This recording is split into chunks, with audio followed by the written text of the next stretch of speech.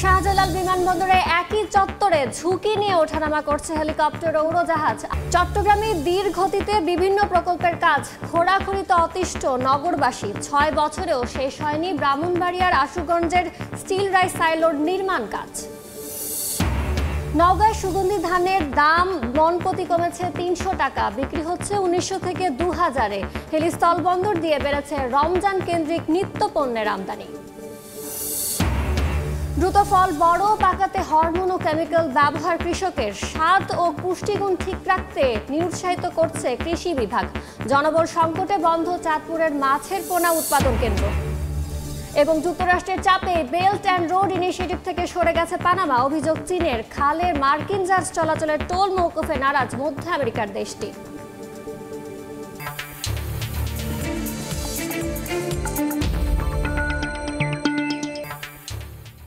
দেখছিলেন শিরোনাম। আমন্ত্রণ জানাচ্ছি দেশ ও দেশের বাইরের অর্থ বাণিজ্যের নানা খবর নিয়ে আমাদের নিয়মিত আয়োজন এই সময়ের বাণিজ্যে। আপনাদের সঙ্গে আছে আমি ইয়ানুর শিফাত। দর্শক, অর্থ বাণিজ্যের নানা খবরের পাশাপাশি আজ আমরা আলোচনা করব হজরত শাহজালাল আন্তর্জাতিক বিমানবন্দরের ফ্লাইট সেফটি নিয়ে। এর জন্য আমাদের সঙ্গে ভার্চুয়ালি যুক্ত হবেন এভিয়েশন বিশেষজ্ঞ এটিএম নজরুল ইসলাম। শাহজালাল বিমানবন্দরের একই চত্বর থেকে ওঠানামা করছে হেলিকপ্টার ও উড়োজাহাজ। এতে নিরাপত্তার ঝুঁকি নিয়েই ফ্লাইট পরিচালনা করছে কর্তৃপক্ষ। ফ্লাইট পরিচালনায় নানা সংকটের কথা জানায় কপ্টার প্রতিষ্ঠানগুলো। আকাশপথ নিরাপদ রাখতে দ্রুত অন্যত্র হেলিপোর্ট নির্মাণের পরামর্শ বিশেষজ্ঞদের। যদিও বিবেচক বলছে ফ্লাইট পরিচালনায় সর্বোচ্চ সতর্কতার নির্দেশ দেওয়া হয়েছে এয়ার ট্রাফিককে। কাজল আব্দুল্লাহর রিপোর্ট। এখানে বাংলাদেশের শাহজালাল আন্তর্জাতিক বিমানবন্দরের একই চত্বর থেকে আকাশে উঠছে বিমান ও হেলিকপ্টার। কতটা নিরাপদ এই ব্যবস্থাপনা?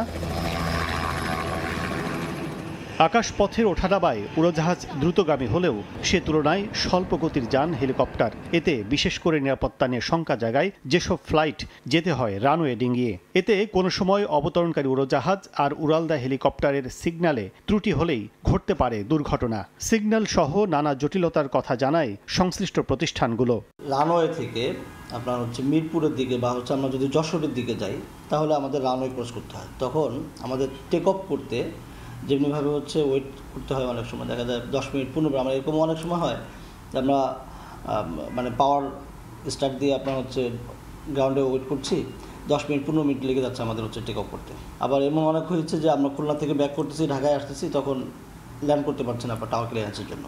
এভিয়েশন বিশেষজ্ঞরা বলছেন অতি দ্রুত প্রয়োজন আলাদা বন্দর। এতে একদিকে নিরাপত্তা নিশ্চিত হবে, অন্যদিকে একমুখী সিগন্যাল হওয়ায় ফ্লাইট বাড়ানোর সম্ভাবনাও তৈরি হবে উড়োজাহাজের। হেলিকপ্টার অপারেশনটা ইন্টারন্যাশনাল এয়ারপোর্টের বাইরে কোথাও নিয়ে আসা হোক, এই জন্য একবার স্থান ব্যাপারটাও কথাবার্তা হয়েছিল। এখন আমি মনে করি হেলিকপ্টার অপারেশনটা এখানে সরিয়ে দেওয়া উচিত। তবে শঙ্কার মধ্যেও আপাতত হেলিকপ্টার বন্দর নির্মাণের উদ্যোগে তোড়জোড় নেই বেসামরিক বিমান চলাচল কর্তৃপক্ষের। চেয়ারম্যান জানান সতর্ক রয়েছে এয়ার ট্রাফিক কন্ট্রোল। আমেরিকান ইয়েতে এত অত্যাধুনিক সব সিস্টেম আছে, তারপরে কিন্তু দুর্ঘটনা ঘটেছে, হতে পারে। আমাদের যেখান থেকে সেটা শিক্ষা নিতে হবে যে আমাদের we have to be careful.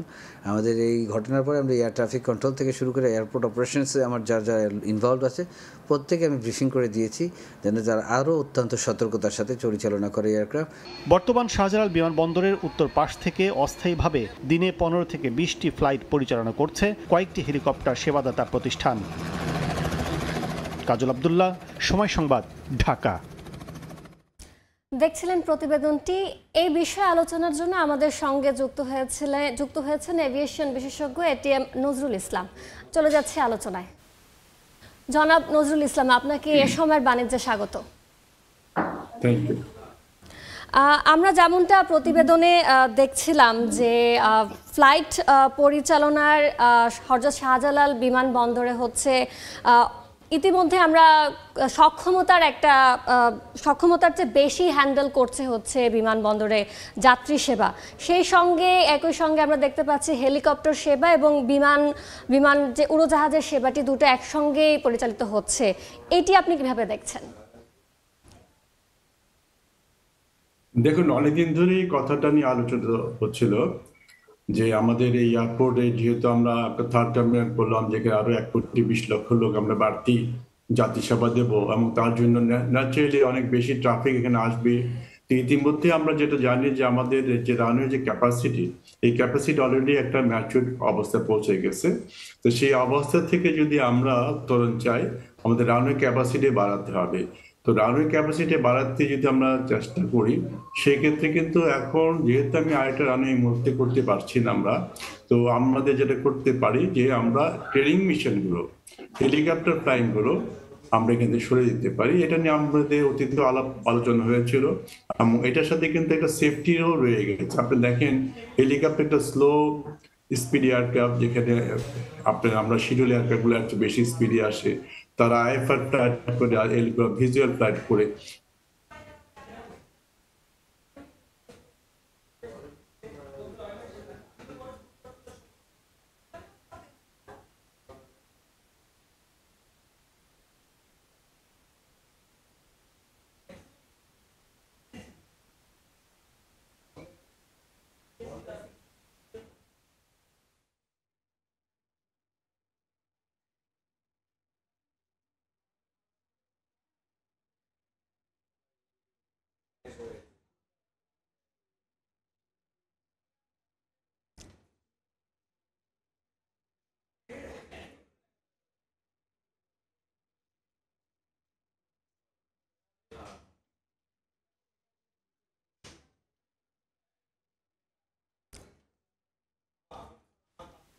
আমাকে কি শুনতে পান?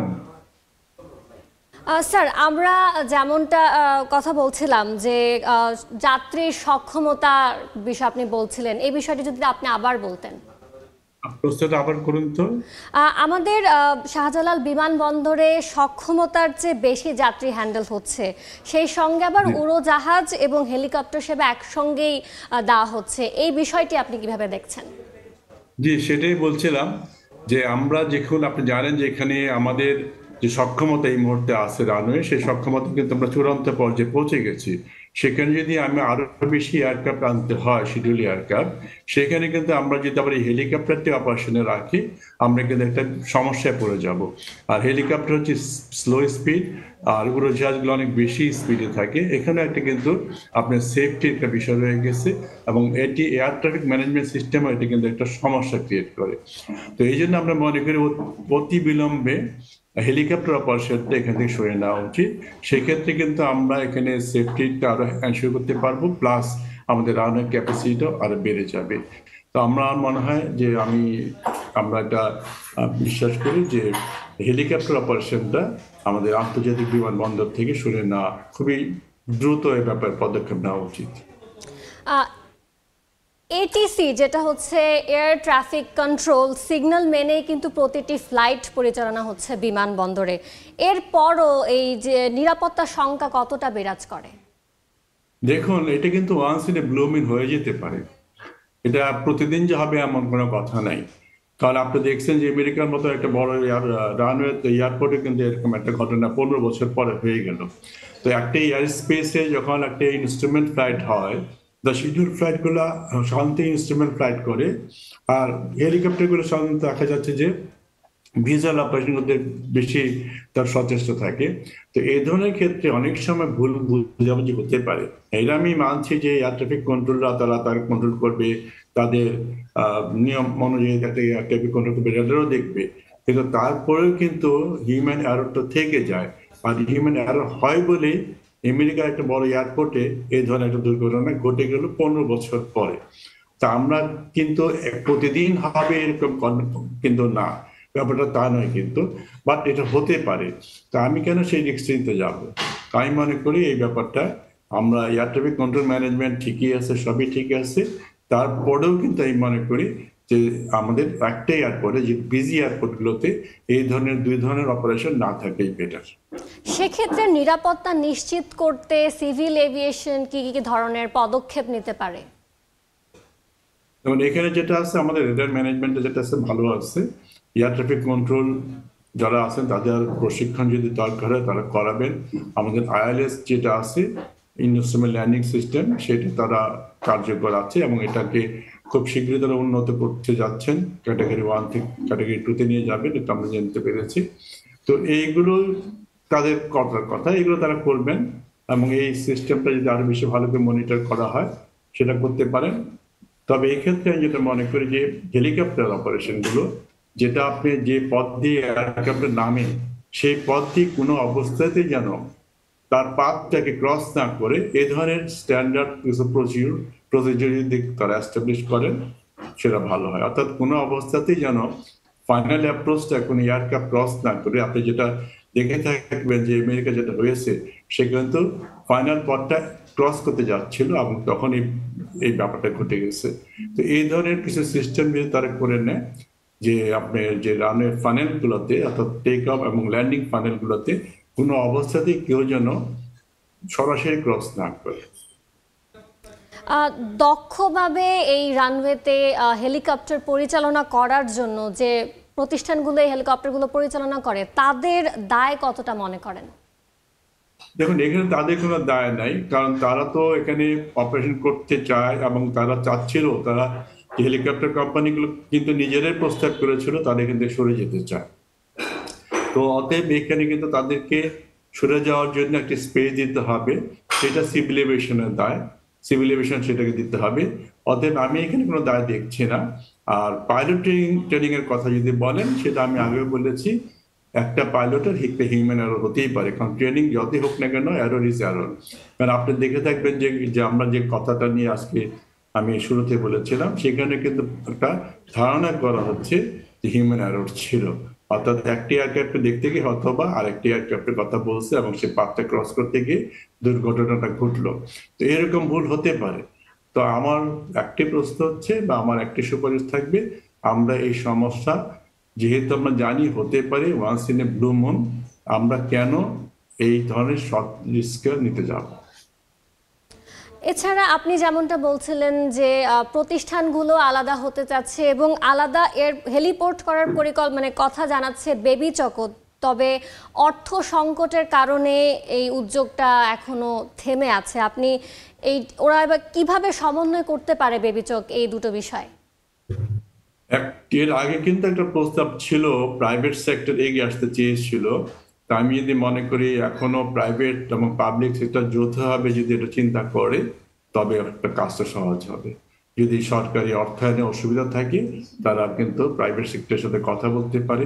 আমার মনে হয় প্রাইভেট সেক্টর যদি এগিয়ে আসে, সেক্ষেত্রে প্রাইভেট পাবলিক সেক্টর মিলে এটা হেলিপোর্ট হতে পারে, একটা ইন্ডিপেন্ডেন্ট হেলিপোর্ট হতে পারে। হেলিকপ্টার যে সেবাটা দিচ্ছে হেলিকপ্টার খাত এই যাত্রী সেবার ক্ষেত্রে, এই শিল্পটাকে আপনি কিভাবে দেখছেন এবং এটিকে আরো সমৃদ্ধ করার জন্য আর কি কি করা যায়? জি, প্রফেসর আবার বলুন তো।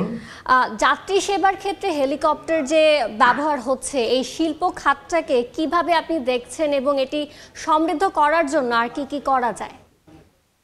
দেখুন, এটা কিন্তু আমাদের দেশে আমাদের যে এখানে কিন্তু দুইটা আমাদের হেলিকপ্টার যে অপারেশনগুলো শুরু হয়েছিল, প্রথমে কিন্তু শুধুমাত্র কর্পোরেট অ্যাফেয়ার্স এর জন্য তারা এটা করেছিলেন, অর্থাৎ নিজস্ব ব্যবহারের জন্য, নিজস্ব বিজনেসের জন্য। কিন্তু ধীরে ধীরে দেখা গেল যে এটা কিন্তু কর্পোরেট বা বিজনেস জগতে এটা এসেনশিয়াল হয়ে দাঁড়িয়েছে। যদি আমরা অনেক সময় হাসি ঠাট্টা করে বলি যে অমুকে বিয়ে করতে হেলিকপ্টার ভাড়া করেছে, অমুকে এটা করতে হেলিকপ্টার ভাড়া করছে, কিন্তু আসলে কিন্তু ব্যাপারটা তা না। এখানে কিন্তু যে কর্পোরেট যে ইউজটা হচ্ছে বা বিদেশি যে বিজনেসম্যান এখানে আসছেন, এসে সকালে এসে একটা বিজনেস স্পটে যে আবার বিকেলে চলে যাচ্ছেন দেশে, এই যে দ্রুত যে সময়টা বাঁচানো হচ্ছে, এটা কিন্তু আমাদের শিল্পের জন্য বা ব্যবসা সমৃদ্ধির জন্য একটা বিশাল একটা কিন্তু সাপোর্ট। আর এছাড়াও আমাদের যেসব রিমোট এরিয়াতে আমাদের এয়ারক্রাফট যেতে পারে না, শিডিউল এয়ারক্রাফট নেই, বা আমাদের যাতায়াত ব্যবস্থা অনেক অনেক সময়ের প্রয়োজন হয়, সেসব জায়গায় যেতে পারে এটা। এবং তারা যদি কোনো কারণে এইড টু সিভিল পাওয়ার যদি হয়, অর্থাৎ বন্যা মহামারীতে যখন আপনি যদি হয় যেটা সাপোর্ট দেয় সামরিক বাহিনী হেলিকপ্টারগুলো, সেই কারণে কিন্তু তারা ইচ্ছে করলে আমরা এটা প্রয়োজনে তাদেরকে ড্র করতে পারি, তাদেরকে আনতে পারি। তাই মনে করি যে একটা দেশে হেলিকপ্টার অপারেশন হতে পারে। আপনি জানেন যে আমাদের যখন পাকিস্তান আমল ছিল, তখন কিন্তু হেলিকপ্টার অপারেশন বাংলাদেশে ছিল এবং তারা কিন্তু প্যাসেঞ্জার সার্ভিস চালিয়েছিল, যদিও সেটা টিকে থাকেনি অনেকদিন ধরে। তো আজকেও কিন্তু সেই সার্ভিসগুলি তারা দিতে চেষ্টা করছে এবং করে যাচ্ছে, এবং ব্যবসা এবং বাণিজ্যের সাথে এটা কিন্তু একটা ওতপ্রোতভাবে জড়িয়ে গেছে। সো আমি মনে করি যে হেলিকপ্টার সার্ভিসটা আমাদের ব্যবসায় সমৃদ্ধির ব্যাপারে যথেষ্ট কার্যকর ভূমিকা রাখতে পারে, প্লাস আমাদের যে রিমোট এরিয়াতে যেখানে আমরা যেতে পারছি না সেখানে তারা আমাদেরকে নিয়ে যেতে পারবে।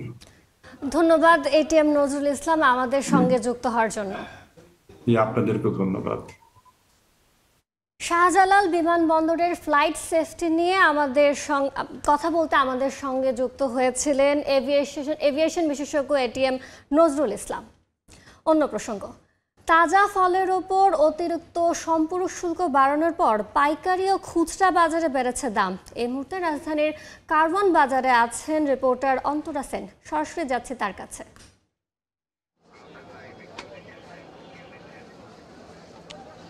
গত ৯ জানুয়ারি জাতীয় রাজস্ব বোর্ডের এক নির্দেশনায় বলা হয়েছে যে তাজা ফল আমদানি করার তাজা ফলের ওপরে সম্পূরক শুল্ক 10% বাড়িয়ে 30% নির্ধারণ করা হয়েছে। এরপর থেকেই কিন্তু অস্থিতিশীল হয়ে উঠেছে দেশের ফলের বাজার। শুল্ক প্রত্যাহারের দাবিতে কিন্তু এরই মধ্যে আমদানিকারকরা বিভিন্ন কর্মসূচির ঘোষণা দিয়েছে, যার মধ্যে গেল মঙ্গল এবং বুধবার কিন্তু তার বিভিন্ন বন্দর অর্থাৎ চট্টগ্রাম এবং যশোর বন্দরে আমদানি করা ফল খালাস কিন্তু বন্ধ ছিল। আর এর প্রভাব কিন্তু পাইকারি থেকে খুচরা বাজারে কিন্তু বেশ ভালোভাবেই পড়েছে। আমরা সকাল থেকে বিভিন্ন ফলের দোকানে ঘুরেছি, ক্রেতা বিক্রেতাদের সাথে কথা বলেছি। তারা কিন্তু আমাদের জানিয়েছে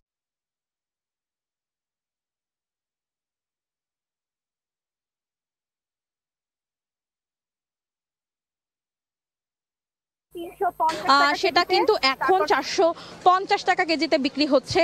এরপর আঙুর 280 টাকা কেজির জায়গায় এখন বিক্রি হচ্ছে 350 টাকা কেজিতে।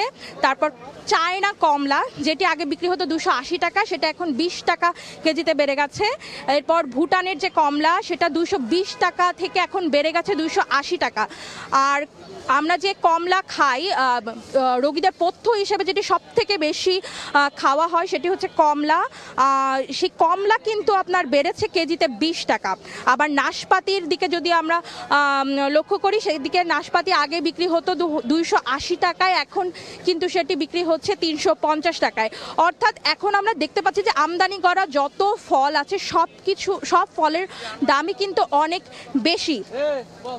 এখানে বিক্রেতারা বলছেন যে তারা অনুরোধ করেছেন সরকারের কাছে যে যাতে ব্যবস্থা নেওয়া হয়, যাতে ফলের দাম কমানো হয়। কারণ এই ফলের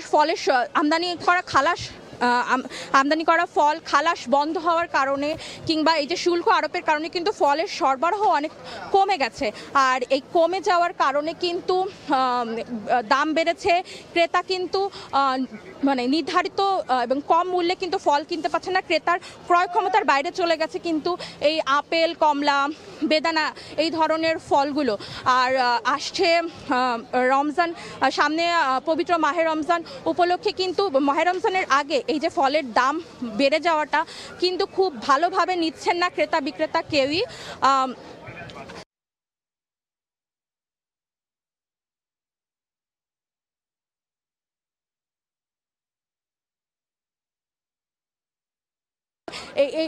এটা কিন্তু তারা খুব ভালোভাবে নিচ্ছে না। এদিকে আমদানিকারকরা, একটু বলে রাখি, আমদানিকারকেরা কিন্তু বিভিন্ন কর্মসূচি দিয়েছে। তারা বলেছে যে বৃহস্পতিবার থেকে কিন্তু আমদানি করা ফল খালাস কিন্তু আরও বেড়েছে, মানে শুরু হয়েছে। এই ফল খালাস কিন্তু 13 ফেব্রুয়ারি পর্যন্ত চলবে। আর এর মধ্যে যদি কোনো ব্যবস্থা না নেওয়া হয় তবে কিন্তু 14 ফেব্রুয়ারি থেকে আবার আমদানি করা ফল খালাস বন্ধ হয়ে যাবে, ফল আমদানি বন্ধ হয়ে যাবে। এই ছিল কারওয়ান বাজার থেকে ফলের বাজারের সর্বশেষ। রাজধানীর কারওয়ান বাজার থেকে যুক্ত হয়েছিলেন রিপোর্টার অন্তরা সেন। নওগাঁর হাটে সপ্তাহ ব্যবধানে সুগন্ধি ধানের দাম মন প্রতি কমেছে প্রায় 300 টাকা, যা এখন বিক্রি হচ্ছে 1900 থেকে 2000-এ। এ নিয়ে বিস্তারিত জানাতে মহাদেবপুর হাটে আছেন সহকর্মী এমআর রকি, সরাসরি যাচ্ছে তার কাছে। বিগত আমন মৌসুমে সুগন্ধি যেসব ধান কৃষকরা ঘরে তুলেছিল এই ধানগুলো কিন্তু হাটে তুলছেন এবং এই সময়টাতে সুগন্ধি জাতের ধানের মধ্যে রয়েছে বিধান 34, গোল্ডেন আতপ এবং বিধান 90। এই ধানগুলো মূলত চিনি আতপ ধান হিসাবে ভোক্তাদের কাছে পরিচিত। তবে গত কয়েকদিনের ব্যবধানে ধানের যেমন যোগান বেড়েছে, যোগানের সাথে কিন্তু হঠাৎ করে দরের জায়গাটাও এক ধরনের ছন্দ পতন দেখছিলাম। 2300 থেকে 2400 টাকা প্রতি মন ধান বিক্রি হচ্ছিল, সেই ধান চলতি সপ্তাহে এসে সর্বোচ্চ 1950 থেকে 1980 টাকা, অর্থাৎ 300 থেকে 350 টাকা পর্যন্ত প্রতি মনে ধানের একটা দর পতন হয়েছে। এবং এই দর পতনের কারণে কৃষকরা বলছেন সুগন্ধি জাতের ধান নিয়ে তাদের একটা স্বপ্ন থাকে। বিগত মৌসুমগুলোতে 25 থেকে 2600 টাকা প্রতি মন তারা বিক্রি করেছিলেন। এবার কিন্তু সেই ধানের দর প্রথম থেকেই 200 থেকে 250 টাকার মতো কম। তারপরে চলতি সপ্তাহে এসে আরেক দফা দর পতন হয়েছে।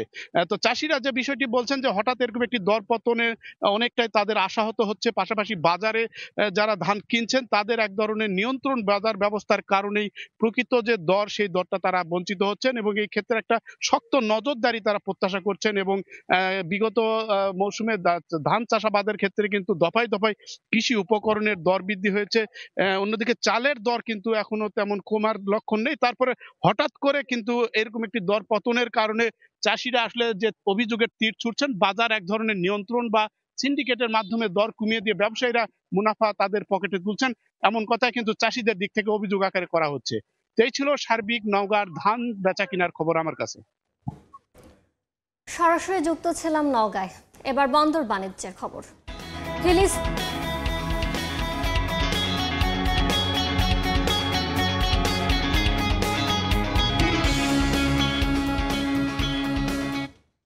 হিলি স্থল বন্দর দিয়ে বেড়েছে রমজান কেন্দ্রিক নিত্য পণ্যের আমদানি। এই মুহূর্তে বন্দরে আছেন সহকর্মী শফিকুল ইসলাম শফিক। বিস্তারিত জানাতে সরাসরি যাচ্ছে তার কাছে। হিলিস্থল বন্দর দিয়ে আমদানি রপ্তানি বাণিজ্য স্বাভাবিক রয়েছে, তবে ক্রেতা সংকটে হিলিস্থল বন্দরে চালের আমদানি কিছুটা কম হচ্ছে। তবে হিলিস্থল বন্দরে খালাসের অপেক্ষায় 150টি চাল বোঝাই ট্রাক দাঁড়িয়ে আছে, যেখানে বন্দরের তথ্য বলছে প্রায় 7000 মেট্রিক টন, যেটা ক্রেতা সংকটে কিন্তু কম বিক্রি হচ্ছে। এক একটা ট্রাক দাঁড়িয়ে আছে 2 দিন থেকে 7 দিন 15 দিন পর্যন্ত দাঁড়িয়ে আছে, ক্রেতা নাই। এর মূল কারণ হচ্ছে OMS এর যে চাল বিক্রি হচ্ছে, যার যথেষ্ট একটা প্রভাব পড়েছে আমদানি রপ্তানি বাণিজ্যে।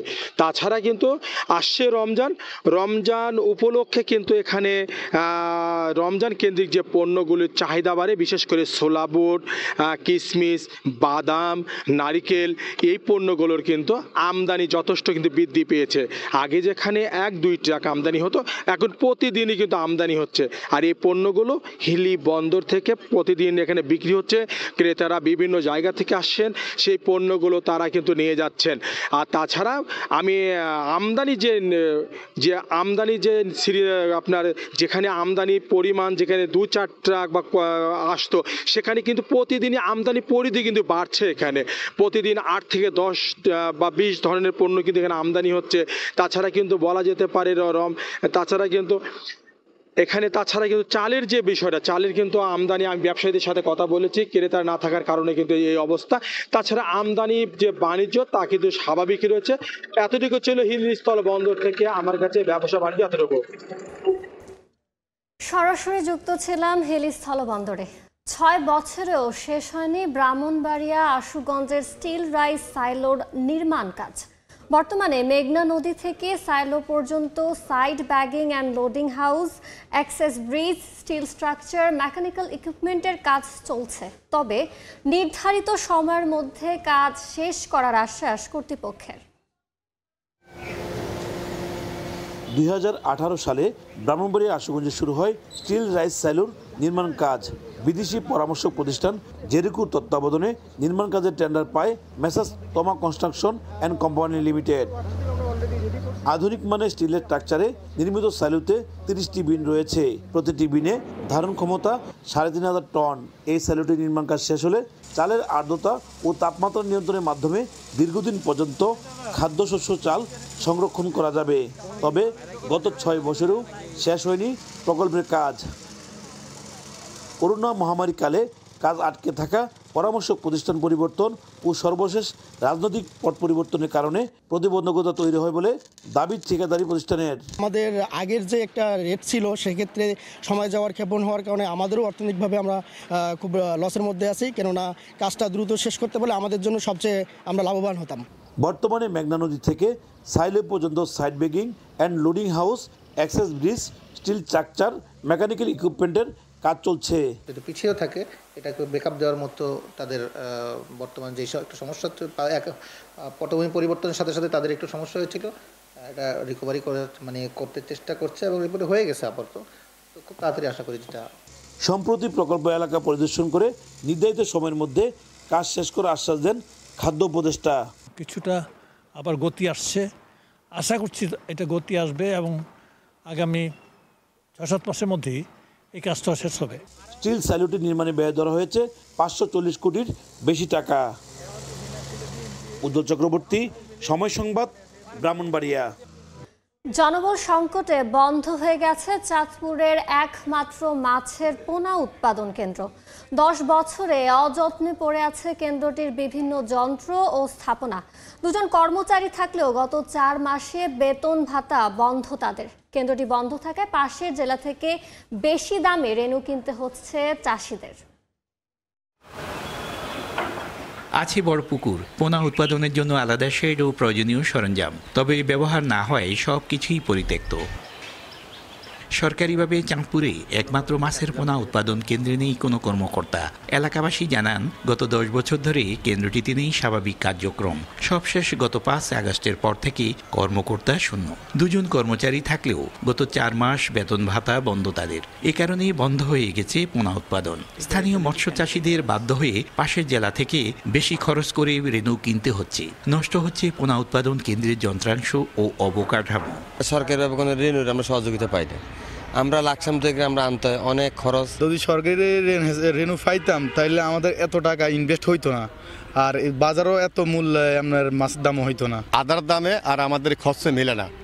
আমরা 130 টাকা যদি আমি ফাইকারি দিয়ে থাকে তারপরে আমাদের মিলে না। এখন তো স্যার পাই না, 3 মাস ধরে 4 মাস পড়ছে। স্যারের পাওয়ারফুল দিয়ে দিত তাইলে স্যার বেতন করে দিল।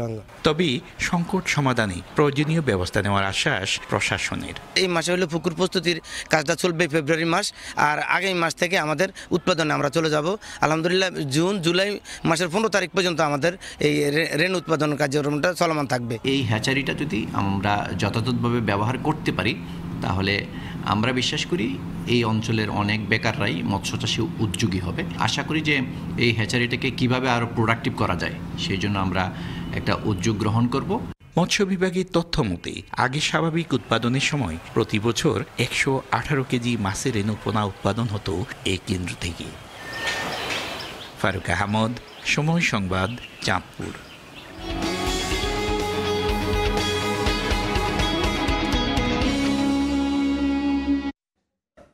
বন্দর নগরী চট্টগ্রামে সিডিএ, ওয়াসা, সিটি কর্পোরেশন সহ বিভিন্ন সংস্থার নানা প্রকল্পের কাজে খোঁড়াখুড়িতে হাঁসফাঁস অবস্থা নাগরিক জীবনে। পর্যাপ্ত নিরাপত্তা না থাকার শঙ্কা নিয়ে চলাচল করতে হয় সড়কগুলোতে।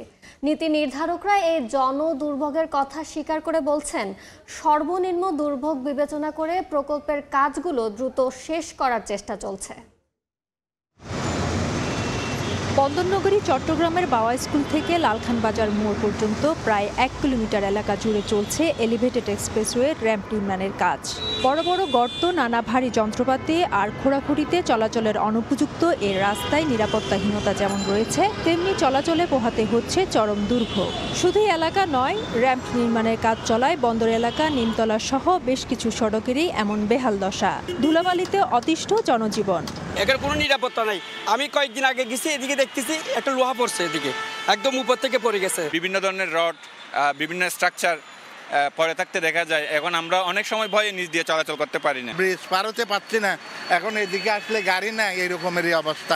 এছাড়া হালিশহর, বড়পোল, পাঠানটুলি, আগ্রাবাদ সহ বেশ কিছু এলাকায় চলছে ওয়াসার পয়ঃনিষ্কাশন প্রকল্পের কাজ। বছরের পর বছর চলা এসব কাজে রাস্তা খননে তীব্র যানজট যেমন লেগে থাকে, তেমনি অনেক জায়গায় কাজ শেষ করার পরও রাস্তা মেরামত না করার অভিযোগ নাগরিকদের। একই সঙ্গে শহরের নানা স্থানে চলছে জলাবদ্ধতা প্রকল্প ও সিটি কর্পোরেশনের নালা নর্দমা সংস্কারের কাজও। বর্ষা মৌসুমের আগে কাজ শেষ না হলে ভোগান্তি কয়েক গুণ বাড়ার শঙ্কা নগরবাসীর। এইখানে রাস্তাঘাটগুলো ঠিক না করলে আমাদের সামনে আর কোটিং হবে। টিনের ব্রেকেটটার কারণে এখন অনেক জাম থাকে, সবসময় জাম থাকে। বাচ্চাদেরকে নিয়ে দাঁড়ায় দেখতে হয়ে যায়, লেট হয়ে যায়। দ্বিতীয়ত আসার সময় ধুলা বালু এগুলো আবার চোখ মুখ দিয়ে ঢুকতেছে অনেকদিন ধরে। সেবা সংস্থাগুলো নীতি নির্ধারকরা জনদুর্ভোগের কথা স্বীকার করে বলছেন সর্বোচ্চ নিরাপত্তা নিশ্চিত করে দুর্ভোগ কমাতে প্রকল্পগুলো দ্রুত শেষ করার চেষ্টা চলছে। ড্রেনেজ সিস্টেমটা আমরা তৈরি করে যাচ্ছি, লাইনগুলো আমরা লাইন নিয়ে যাচ্ছি, ওই লাইনগুলো কিন্তু আমরা সরাসরি একেবারে 100 ভাগ উপরে মাটি কেটে ওরকম করছি না, চেষ্টা করছি আমরা যত কম জনভোগান্তিতে আমাদের প্রকল্পগুলো বাস্তবায়ন করা যায়। দ্রুত কাজটা যাতে কীভাবে শেষ করা যায়, কারণ যতই এটা লেন্দি হবে ততই কিন্তু ভোগান্তি বাড়ছে। তো আমাদের জিএসিতে যে কাজটা হচ্ছে এখন দ্রুত আমরা কিন্তু কাজটা শেষ করার চিন্তায় আছি এবং রাত দিন কাজ হচ্ছে। বন্দরনগরী চট্টগ্রামে চলমান মেগা প্রকল্পগুলোর মধ্যে সিডিএর এলিভেটেড এক্সপ্রেসওয়ের কাজ শুরু হয় 2018 সালে, ওয়াসার পয় নিষ্কাশন প্রকল্প 2022 সালে এবং জলাবদ্ধতার বিভিন্ন প্রকল্প চলছে প্রায় 1 দশক ধরে।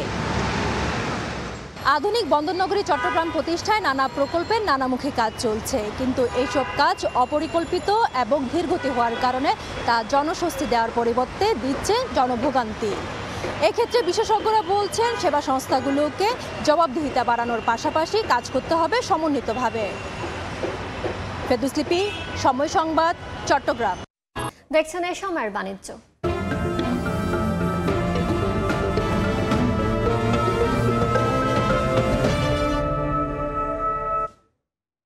রাঙামাটিতে চলছে আগাম আনারস চাষ।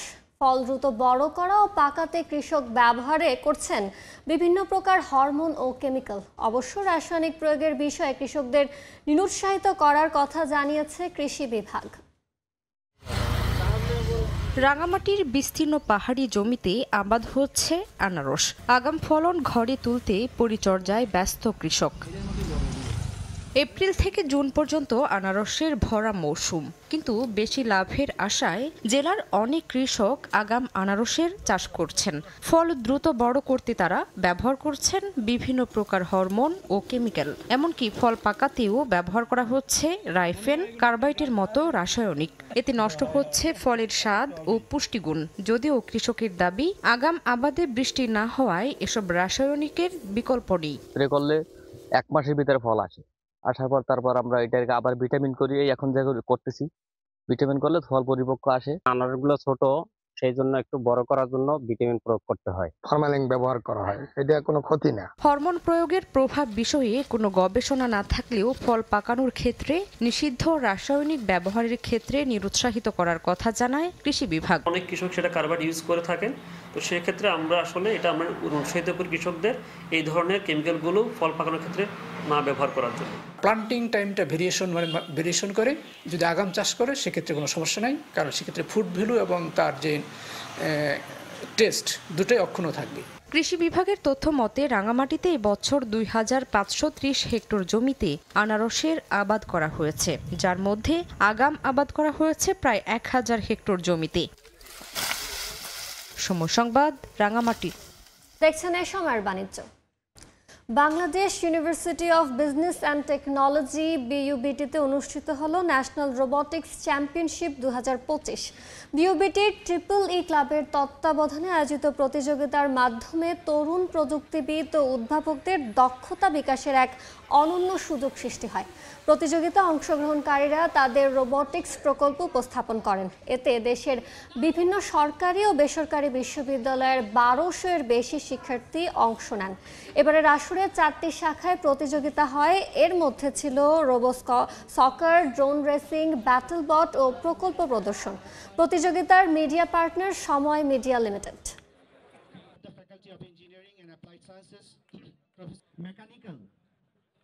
ভালো লেগেছে, দেখলাম বিশ্ববিদ্যালয়ের শিক্ষক এবং ছাত্রদের পাশাপাশি 2-3টা স্কুল এসেছে এবং তাদের কমিউনিকেশন স্কিল এবং ইনোভেশন আসলেই সুন্দর। আমি অভিভূত।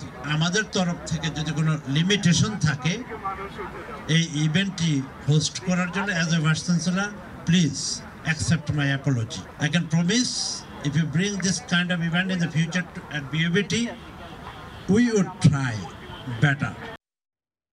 স্কয়ার ফুড অ্যান্ড বেভারেজ লিমিটেডের বার্ষিক বিক্রয় সম্মেলন অনুষ্ঠিত হয়েছে পর্যটন নগরী কক্সবাজারে। এতে 7টি নতুন পণ্য বাজারে আনার ঘোষণা দিয়েছে কোম্পানিটি। দিনব্যাপী সম্মেলন শুরু হয় স্কয়ার গ্রুপের প্রতিষ্ঠাতা স্যামসন এইচ চৌধুরীর 100তম জন্মবার্ষিকী স্মরণের মাধ্যমে। উপস্থিত ছিলেন স্কয়ার গ্রুপের chairman Samuel S Chowdhury, square pharmaceuticals লিমিটেডের ব্যবস্থাপনা পরিচালক তপন চৌধুরী এবং স্কয়ার ফুড অ্যান্ড বেভারেজ লিমিটেডের ব্যবস্থাপনা পরিচালক অঞ্জন চৌধুরী সহ ঊর্ধ্বতন কর্মকর্তারা।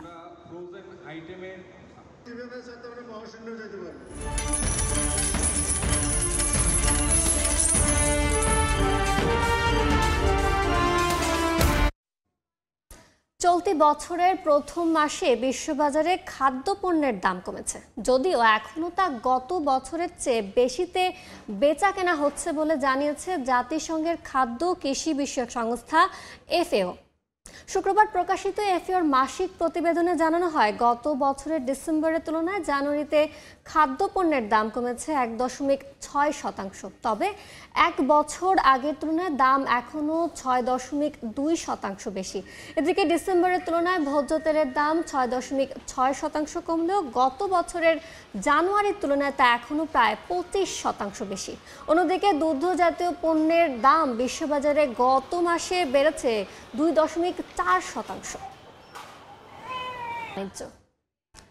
যুক্তরাষ্ট্রের চাপেই বেল্ট অ্যান্ড রোড ইনিশিয়েটিভ থেকে পানামা সরে গেছে বলে অভিযোগ করেছে চীন। মার্কিন প্রশাসন এই প্রকল্পের ভাবমূর্তি নষ্টের পায়তারা করছে বলেও হতাশা ব্যক্ত করেছে দেশটি। চীনের প্রতিক্রিয়ার বিষয়ে কোনো মন্তব্য করেনি যুক্তরাষ্ট্র।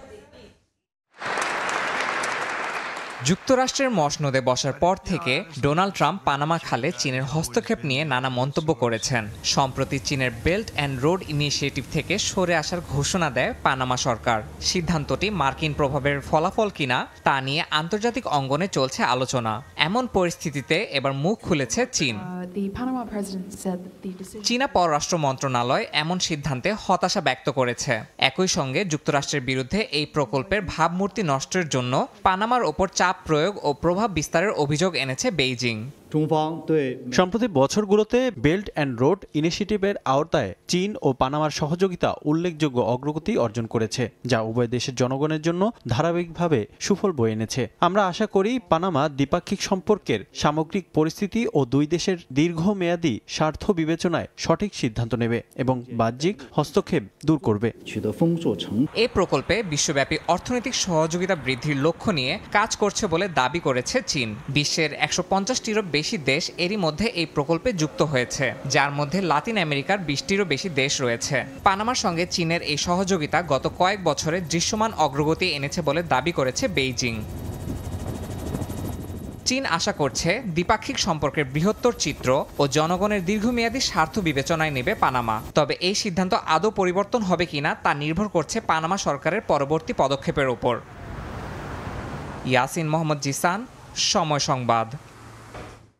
এ ছিল এ সময়ের বাণিজ্যে। সঙ্গে থাকুন সময়।